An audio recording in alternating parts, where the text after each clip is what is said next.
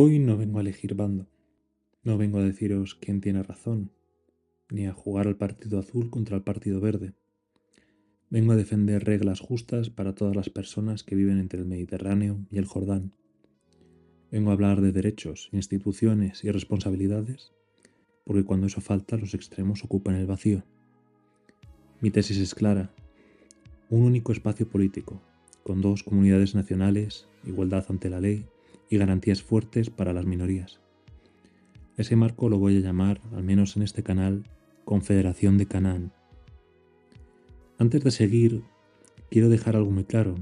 Este canal no es neutral en términos morales y, en estos tiempos de hipocresía política, creo que es importante condenar específicamente los eventos que allí acontecen. En este canal se condena el terrorismo de Hamás, la masacre del 7 de octubre, la toma y retención de rehenes, los cohetes indiscriminados y el uso de hospitales, escuelas o barrios civiles como escudo militar.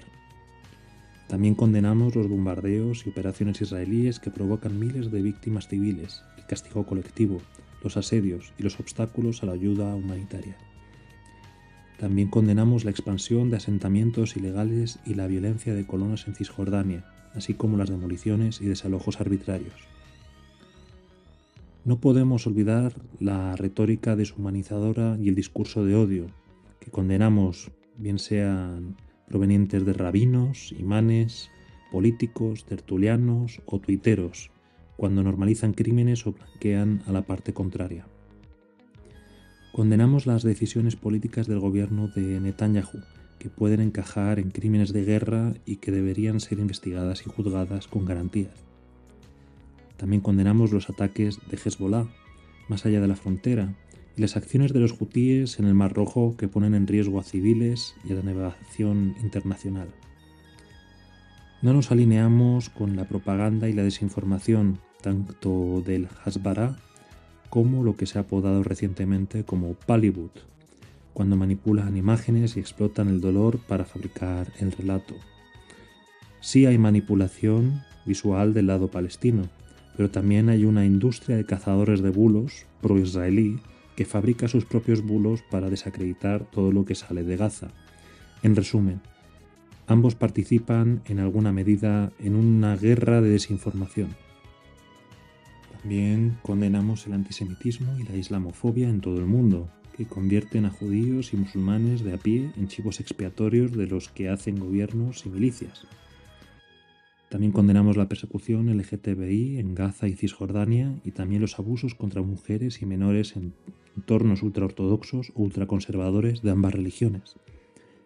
Y para terminar, y no menos importante, también condenamos los proyectos maximalistas, bien sea el Gran Israel, que borra a los palestinos, o el término del río al mar, que borra a los judíos, porque ambos parten de la misma idea tóxica, que el otro sobra. A nivel personal, no hablo de oídas. Conozco Israel y Palestina. He rezado con amigos musulmanes en Al-Aqsa y he celebrado Purim en Mea Shearim, el barrio ortodoxo de Jerusalén. He sido bautizado en las heladas aguas del río Jordán. He conocido varios refugiados en Amán, al igual que la extraña frontera de Eliat, Taba y Aqaba, al igual que la Internacional Universidad de Belén. Lo digo porque lo que voy a defender aquí no nace de consignas, sino de escuchar ambos lados del muro. También quiero ser preciso con el lenguaje. En este vídeo no voy a usar alegremente la palabra genocidio, no porque la situación sea suave, no lo es, sino porque la Convención de 1948 define el genocidio como la intención de destruir total o parcialmente a un grupo como tal, y eso es un estándar jurídico muy concreto. Eso no rebaja en nada lo que está pasando. Hablamos de graves violaciones del derecho internacional humanitario que deben investigarse y sancionarse. El derecho internacional humanitario se sostiene sobre 4 principios básicos: la distinción, diferenciar siempre entre combatientes y civiles; proporcionalidad, el daño a civiles no puede ser desproporcionado respecto a las ventajas militares que se buscan; necesidad, usar la fuerza solo cuando es estrictamente imprescindible; precaución, hacer todo lo posible para minimizar el daño a quienes no combaten. Y prohíbe cosas muy concretas, sean castigos colectivos, toma de rehenes, ataques a hospitales, escuelas, lugares de culto, infraestructuras esenciales para la población. Ese marco legal no es teoría buenista, es lo poco que hemos construido como humanidad para poner límites a la barbarie cuando la política fracasa. Desde ahí, desde ese marco ético y jurídico y no desde una de ambas banderas, en este vídeo vamos a hacer algo difícil pero necesario. Reconstruir la historia del conflicto, entender cómo hemos llegado hasta aquí y explorar si es imaginable otra arquitectura política distinta al todo o nada. Y esa arquitectura, por ahora, la vamos a llamar la Confederación de Canaán. En este canal no vamos a intentar que vuestra opinión se venza hacia ningún lado, sino que esperamos fomentar el pensamiento crítico. Ya sabéis que este canal se viene a pensar. Comenzamos.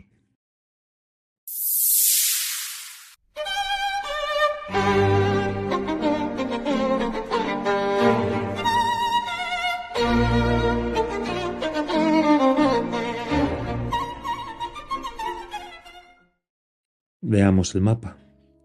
El Mediterráneo a la izquierda, el Jordán a la derecha. En ese espacio pequeño, comprimido, suele contarse un cuento muy simple. 2 pueblos, 2 bandos, 2 narrativas. Lo que vamos a hacer hoy es pinchar ese globo. No son 2 bandos, son muchas capas superpuestas.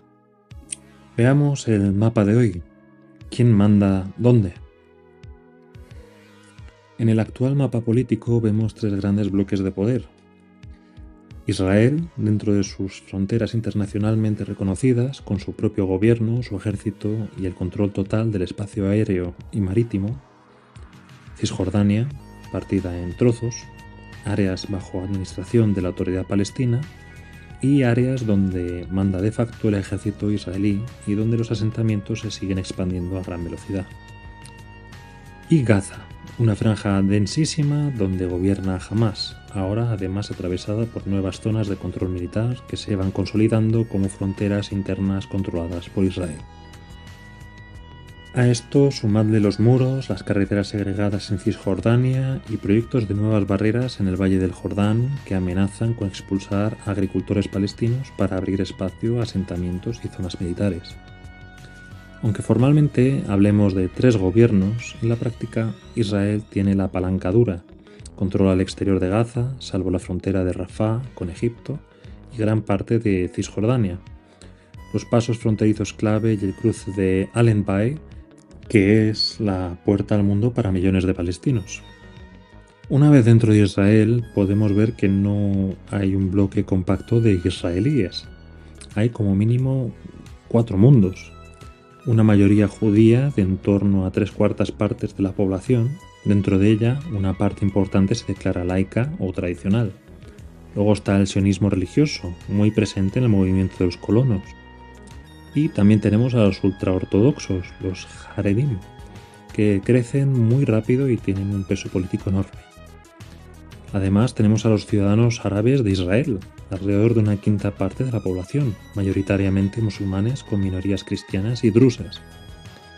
Y también tenemos comunidades pequeñas pero históricas, armenios, bahá'íes, samaritanos, circasianos. En política, el gobierno actual está encabezado por Netanyahu, una coalición de derechas y religiosos. Resumido muy mucho, tenemos al Likud, la derecha nacionalista, que se opone a un Estado palestino pleno, impulsa la expansión de asentamientos y mantiene el statu quo religioso lejos del laicismo. Tenemos el Yesh Atid, centro liberal y laico, que acepta en teoría la solución de 2 estados, que quiere afrontar la expansión descontrolada de colonias y reducir el poder político de los ultraortodoxos. También tenemos la Unidad Nacional de Gantz, centro de seguridad, habla de separarse de los palestinos pero sin ceder los grandes bloques de asentamientos ni el Valle del Jordán y apuesta por un equilibrio tibio en la cuestión religiosa. También tenemos el sionismo religioso, Otzma Yehudit, extrema derecha religiosa que rechaza cualquier Estado palestino. Busca un gran Israel con anexión de Cisjordania y más peso de la Alayá en el Estado. También tenemos el Shas, partido ultraortodoxo sefardí, muy conservador, hoy alineado con la derecha dura, contrario a congelar asentamientos y firme defensor del monopolio religioso frente a cualquier agenda laica. Y sí, también hay partidos árabes en Israel. Al ser una democracia, ese quinto de la población da un espacio árabe israelí que se reparte sobre todo entre Raham, islamista conservador que busca derechos para la minoría árabe dentro del sistema y llegó a entrar en un gobierno israelí. Tenemos el Hadash Ta'al, lista y mixta árabe judía de izquierdas, laica y antisionista, que apuesta por igualdad cívica plena y fin de la ocupación. Y también está el Balad, nacionalistas palestinos y seculares que defienden que Israel sea un Estado de todos sus ciudadanos, no un Estado definido como judío. Es decir, dentro del propio Parlamento israelí también hay representantes palestinos, ciudadanos de Israel, con agendas que van desde el Islam político hasta el laicismo de izquierda. Muy bien, ahora veamos la parte de Gaza. Allí el actor dominante es Hamas, un movimiento islamista que combina brazo político y brazo armado, con una estrategia declarada de resistencia, armados contra Israel y apoyo externo especialmente de Irán. Pero incluso dentro de Gaza no todo es Hamas. Está Yihad Islámica Palestina, más pequeña pero muy radical y también apoyada desde fuera. Están las redes de clanes familiares, señores locales y grupos salafistas más cercanos al yihadismo global. Y obviamente hay una sociedad civil que intenta simplemente sobrevivir entre el bloqueo, la destrucción y la fractura interna. Cuando decimos que Gaza apoya a Hamas, borramos esa diversidad a brochazos. Obviamente que no es una democracia normal, sino un contexto de imposición y miedo. Hamas gobierna Gaza de forma autoritaria, con muy poca tolerancia a la disidencia. Reprime protestas, detiene opositores, incluidos militantes de Fatah y activistas independientes, y controla fuertemente medios y asociaciones. Además impone una moral religiosa conservadora, informes de torturas y juicios sin garantías, y la población civil queda atrapada entre su represión interna y el bloqueo y los ataques externos. Por otro lado, Cisjordania tiene a la autoridad palestina, sus milicias y el hartazgo. En Cisjordania, sobre el papel manda la autoridad palestina de Mahmoud Abbas, dominada por Fatah, pero su legitimidad está muy erosionada. Las elecciones llevan años aplazadas y buena parte de la población ve a la autoridad como un aparato envejecido que coopera en seguridad con Israel sin ofrecer horizonte político. En paralelo, surgen milicias locales como las brigadas de Jenin, que desafían tanto a Israel como a la propia autoridad palestina. Hamas mantiene redes en la sombra. El territorio está fragmentado por asentamientos, carreteras militares y zonas cerradas, lo que hace casi imposible hablar de un continuo territorio palestino. Si subimos al norte encontramos el Líbano, donde el Estado es frágil y quien realmente cuenta frente a Israel es Hezbollah, un partido milicia chií muy armado, también apoyado por Irán, que combina participación parlamentaria con un ejército paralelo. Desde 2023 se mantienen intercambios casi diarios de fuego en la frontera, con cohetes bombardeos y decenas de miles de desplazados en el sur del Líbano y el norte de Israel. Tampoco podemos olvidar a Jordania y a Egipto, esa paz fría con fronteras calientes. Jordania firmó la paz con Israel en 1994 y coopera en seguridad y comercio, pero su población es mayoritariamente de origen palestino y la calle está muy sensibilizada con Gaza y Cisjordania, lo que contrasta con la realeza jordana. Amán vive en equilibrio, coordina con Israel en cosas tan básicas como el paso de Allenby, clave para los palestinos de Cisjordania, pero no puede aparecer como cómplice de la ocupación. Egipto, por otro lado, firmó la paz en 1979 y controla el paso de Rafah, la única puerta de Gaza que no da directamente a Israel. Usa el cierre o apertura parcial como herramientas de presión, pero también por miedo a una entrada masiva de refugiados que puede desestabilizar el Sinaí. Detrás del telón, pues tenemos a Irán, a Arabia Saudí y obviamente a Estados Unidos. Detrás de muchas de estas piezas aparece Irán, que financia y arma a Hamas, Yihad Islámica, Hezbollah y también a los hutíes en Yemen, como parte de un eje de resistencia contra Israel y contra la influencia estadounidense en la región. En el otro lado del tablero, Arabia Saudí lleva años tanteando una posible normalización con Israel, sobre todo a través de Estados Unidos, condicionándola cada vez más a algún tipo de avance visible para los palestinos. Y por supuesto, Estados Unidos, principal aliado de Israel, portaaviones en el Mediterráneo, miles de millones en ayuda militar, vetos a resoluciones en la ONU, mientras dentro del propio Estados Unidos crece la crítica y se habla del riesgo de complicidad entre crímenes internacionales, sin mencionar el plan de Trump de crear un complejo turístico en Gaza. Todo esto es la foto que debemos tener en la cabeza antes de hablar de conflictos o soluciones. Como vemos, no es un simple duelo entre israelíes y palestinos, sino una red de actores, gobiernos, milicias, minorías internas, tratados regionales y potencias externas. Así es más difícil definir malos y buenos. Bien, antes de hablar de historia y de culpas, miremos simplemente quién vive hoy aquí.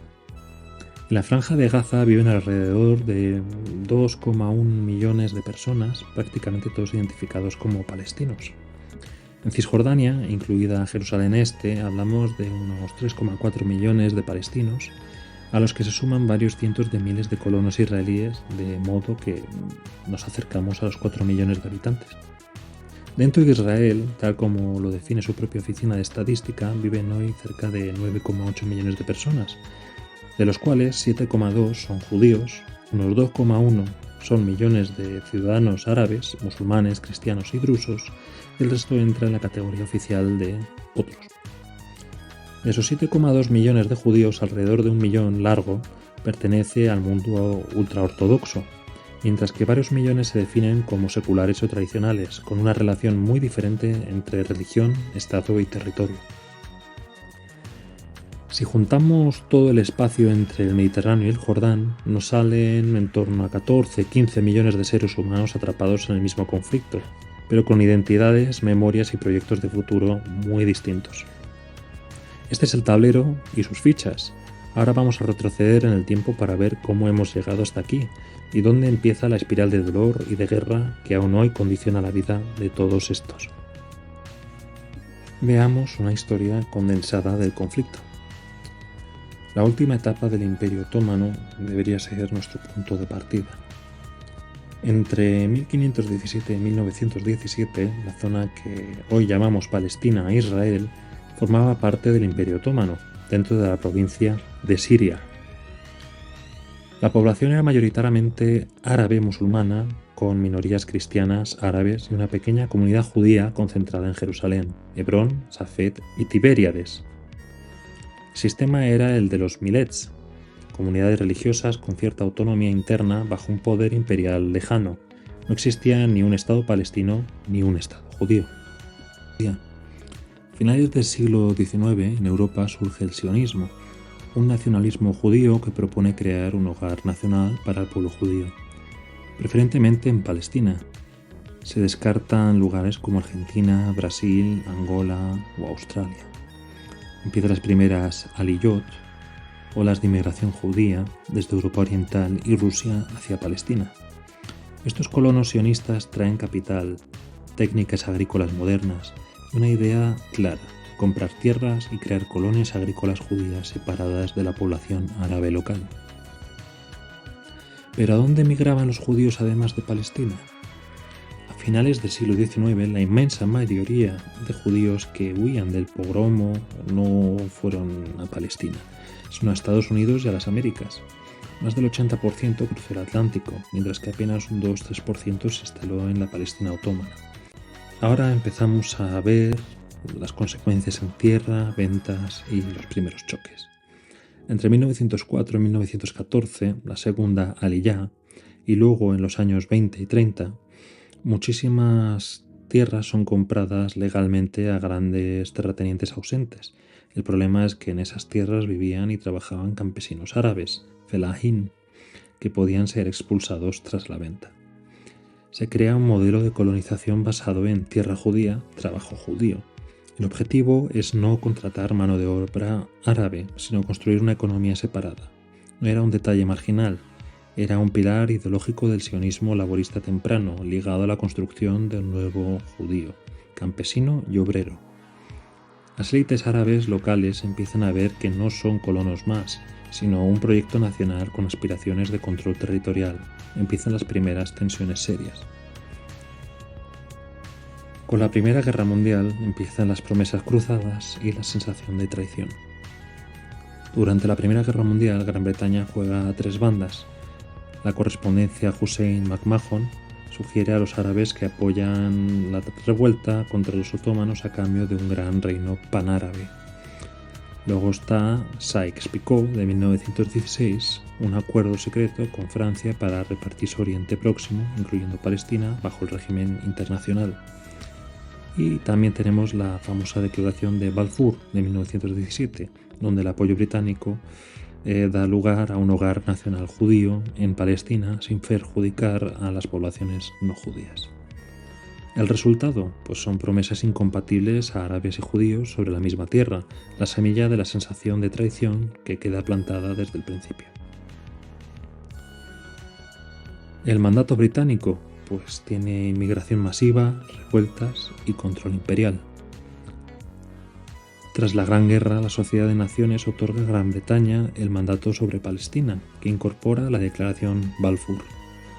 Entre 1918 y 1947, la población judía pasa de menos del 10% a alrededor de un tercio de la población, por inmigración y asentamiento sionista, en gran parte huyendo del antisemitismo europeo y luego del nazismo.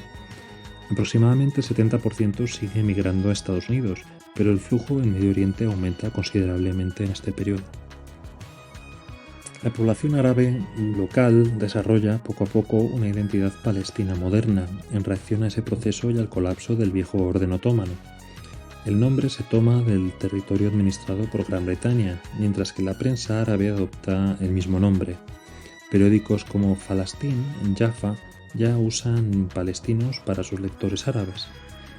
Estallan las revueltas, disturbios de 1920, 21, 29 y la Gran Revuelta Árabe de 1936 a 1939 contra el mandato y la inmigración judía, reprimida con dureza por los británicos. La mayoría árabe no tuvo mecanismos políticos reales para decidir sobre su propio futuro y sintieron que Londres estaba inclinando la balanza a favor del proyecto sionista. Londres oscila entre comisiones, planes de partición y el Libro Blanco de 1939, que limita drásticamente la inmigración judía justo cuando los judíos europeos intentan huir de Hitler. Entre 1947 y 1949 comienza la partición de la ONU, nacimiento de Israel y la Nakba. En 1947, la ONU propone la partición de Palestina en un estado judío y otro árabe, con Jerusalén bajo régimen internacional. Aunque los judíos eran solo una tercera parte de la población total, recibían un 55% del territorio, incluyendo grandes áreas con mayoría árabe dentro. Al Estado árabe se le dejaban zonas más pobres e infraestructuras y con menos acceso estratégico, menos costa, menos control de rutas. Jerusalén y alrededores se ponían bajo un régimen internacional, lo que para muchos árabes era otra forma de quitarles el corazón simbólico y económico. Los líderes sionistas aceptan, los árabes palestinos y los estados árabes la rechazan. Estalla una guerra civil entre milicias judías y árabes bajo el mandato. En mayo de 1948, los líderes sionistas proclaman el Estado de Israel. Los ejércitos de Egipto, Jordania, Siria, Líbano, Irak y otros entran en guerra. El resultado, una victoria israelí. Armisticios de 1949. Israel controla más territorio que en el plan de la ONU. Jordania se queda con Cisjordania, Egipto con Gaza. Entre 700.000 y 750.000 árabes palestinos huyen o son expulsados. Es la Nakba, nacimiento del problema de los refugiados. Gaza queda bajo control egipcio. Cisjordania es anexionada por Jordania. No se crea ningún Estado palestino. Israel consolida sus instituciones y absorbe una gran ola de inmigración judía, incluida la salida forzada o huida de centenares de miles de judíos de países árabes. En los bordes, grupos de fedayín palestinos realizan incursiones armadas desde Gaza y Jordania, mientras Israel responde con operaciones de represalia. En 1956 tenemos la crisis de Suez. Israel, orquestada por Francia y Reino Unido, ataca a Egipto tras la nacionalización del Canal de Suez contra la nacionalización del presidente Nasser. Finalmente se retira por presión internacional. En 1967, la Guerra de los 6 días, Egipto de Nasser mueve tropas al Sinaí, expulsa a la fuerza las tropas de la ONU que hacían de colchón desde la crisis de Suez y firma acuerdos militares con Siria y Jordania. Y también cierra los estrechos de Tirán a los barcos israelíes. Israel lanza ataques preventivos y en 6 días ocupa Cisjordania, Jerusalén Este, Gaza, Sinaí y los Altos del Golán. Nacen los territorios ocupados y el movimiento moderno de asentamientos judíos. En 1973, la guerra del Yom Kippur. Se trata de un ataque sorpresa de Egipto y Siria en el que Israel sufre al principio, pero luego contraataca. El conflicto lleva al embargo petrolero árabe y a un cambio geopolítico global. Tras estas guerras se cierra la paz con Egipto en 1979 y más tarde con Jordania en 1994, pero los palestinos quedan sin Estado y bajo ocupación directa o control indirecto. En 1964 se crea la OLP. Tras 1967 se convierte en el paraguas del movimiento nacionalista palestino, con organizaciones como Fatah, el FPLP, etc. Los fedayín pasan de ataques de fronteras a acciones espectaculares, secuestros de aviones, atentados como en Múnich de 1972, es la fase del terrorismo palestino en la memoria occidental. En 1970, en Septiembre Negro, la monarquía jordana expulsa por la fuerza a la OLP, que se traslada al Líbano y acabará implicada en la guerra civil libanesa. En 1982, Israel invade el Líbano para expulsar a la OLP de Beirut. De ese contexto nacerá más tarde Hezbollah, otro actor clave en el Frente Norte. En 1987, la primera intifada, levantamiento popular palestino en Gaza y Cisjordania, con piedras, boicots y organización desde abajo, no solo desde la OLP en el exilio. Ese mismo año nace Hamás en Gaza como rama islamista de los hermanos musulmanes que combina trabajo social, islam político y lucha armada. En los 90 llegan los acuerdos de Oslo, se reconoce mutuamente Israel, OLP, y se crea la Autoridad Palestina, pero la ocupación continúa y los asentamientos se expanden. La segunda intifada, del 2000 al 2005, es cuando hay atentados suicidas palestinos, represión masiva israelí, construcción del muro separación y destrucción de infraestructuras palestinas. Desde entonces el conflicto se mueve cada vez más en clave de violencia asimétrica. Cohetes desde Gaza, atentados puntuales y ataques de lobos solitarios frente a bombardeos a gran escala, incursiones militares, asesinatos selectivos y bloqueos como el de Gaza desde 2007. Bueno, muy bien. ¿Y ahora qué?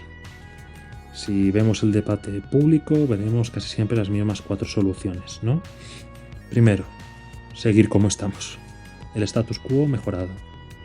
Algo menos de sangre, algo menos de checkpoints inteligentes, algunos acuerdos económicos, pero en esencia es lo mismo. Eso no es una solución, simplemente congelar el conflicto hasta la próxima guerra. 2. La victoria total de uno de los dos bandos. El sueño de los maximalistas, o un gran Israel sin palestinos con derechos políticos, o del río al mar, donde desaparezca el carácter judío del Estado. Las dos versiones implican en la práctica limpieza étnica o dictadura sobre la otra comunidad. 3. 2 estados clásicos, la receta de los 90. Un estado israelí aquí, un estado palestino allá, con una frontera clara. Sobre el papel suena bien, sobre el mapa de hoy es casi ciencia ficción. Cisjordania está hecha trizas, Gaza está devastada, Jerusalén es un puzzle imposible. Nadie va a mover a cientos de miles de colonos por arte de magia. Y 4. Un solo estado binacional. Un estado entre el río y el mar, con iguales derechos para todos. El problema, hoy no hay confianza, ni cultura institucional, ni equilibrio demográfico aceptado por ambos como para que eso no degenere en guerra civil o régimen autoritario. Entre el cinismo del status quo y la fantasía de la victoria total, entre un modelo de dos estados que llegó tarde y un estado único que llega demasiado pronto, es donde yo coloco mi propuesta, una confederación. ¿Qué sería en la práctica la Confederación de Canaán? No es un mapa mágico, es un marco de reglas, resumido en 6 ideas. Primero, una ciudadanía común y carta de derechos. Toda persona que viva entre el Mediterráneo y el Jordán tiene una ciudadanía confederal y una carta de derechos blindada. Igualdad ante la ley, libertad de culto y de conciencia, y prohibición de tortura, de castigo colectivo, protección de infancia y minorías. Ningún gobierno, sea judío o árabe, puede votar quitarte esos derechos. 2. Dos comunidades, un marco. Israelíes y palestinos mantienen sus instituciones propias, sus parlamentos, sus fiestas, su educación, su idioma. Pero por encima hay un nivel confederal encargado de pocas cosas, pero muy serias. Derechos fundamentales, agua, energía, infraestructuras mayores y cierta seguridad estructural. 3. Jerusalén compartida de forma práctica, no mágica. Jerusalén deja de ser la pistola sobre la mesa y se convierte en capital compartida. Distritos administrados por cada comunidad, un consejo interreligioso para los lugares santos y un tribunal constitucional que resuelva conflictos con plazos y reglas claras. 4. La seguridad con verificación, no con fe. Desarme gradual de milicias, integración en policías locales y una guardia confederal mixta. Con auditorías externas periódicas, nada de confía en mí. Cada paso de retirada, cada desbloqueo, cada reducción de checkpoints va ligado a indicadores verificables y revisables. 5. Los refugiados, la restitución y sus asentamientos. No hay soluciones limpias, pero sí mejores que el todo o nada. Varias opciones para refugiados: retorno limitado, residencia, compensación y reubicación. Una comisión mixta de restitución con arbitraje internacional. Y una regla clara: nadie será expulsado solo por su identidad, pero todo el que se quede acepta la legalidad confederal y los derechos del vecino. 6. Educación y medios para desactivar la bomba a largo plazo. Currículos que incluyan las dos narrativas nacionales: educación cívica, pensamiento crítico, alfabetización mediática. Un organismo audiovisual que sancione la incitación al odio, vengan de un canal religioso, de un político o de un influencer viral. Es complejo, sin duda, pero la alternativa no es algo sencillo y bonito, la alternativa es lo que ya tenemos. ¿Qué objeciones podemos tener, miedos o cómo cerrar esto? Llegados aquí es normal que salten las alarmas. Esto es utópico. Más utópico es pensar que si lo dejamos todo igual la cosa se arreglará sola. Llevamos décadas probando el ya se apañarán y el resultado está a la vista. Las mayorías arrasarán a las minorías. Por ese modelo confederal exige cámaras partitarias, veto en temas de identidad y un tribunal constitucional mixto con árbitros externos. La democracia no es solo contar cabezas, es también poner frenos a las mayorías. ¿Los extremistas lo van a sabotear? Pues probablemente sí. Por eso cualquier transición tiene que ir acompañada de justicia para crímenes graves, amnistías condicionales para los demás y beneficios muy concretos: agua, luz, movilidad, empleo, vínculos al cumplimiento de las reglas. No sé si veremos algo así en vida. Lo que sí sé es que mientras la conversación esté secuestrada por el todo o nada, por el genocidas contra terroristas por naturaleza, lo único seguro es que seguirá habiendo muertos, refugiados y trauma generacional. Este vídeo no pretende que te enamores de mi plan, sino que te vacunes contra los eslóganes y te acostumbres a pedir algo muy sencillo y muy raro: instituciones que traten a todos como personas y no como banderas. Si este marco te ayuda a pensar, pues compártelo. Si discrepas, argumenta. Para eso existe este canal, para pensar en movimiento, sin trincheras, con datos y con respeto. Y como bien sabéis, dejo la bibliografía en la descripción del vídeo por si queréis entrar con mayor detalle en el tema. Este canal nació como una forma de promocionar los temas que aparecen en mis libros, pero como podrán imaginar, el objetivo de mis vídeos se ha vuelto más trascendente. Sin más, me despido. Danke Un pes bald.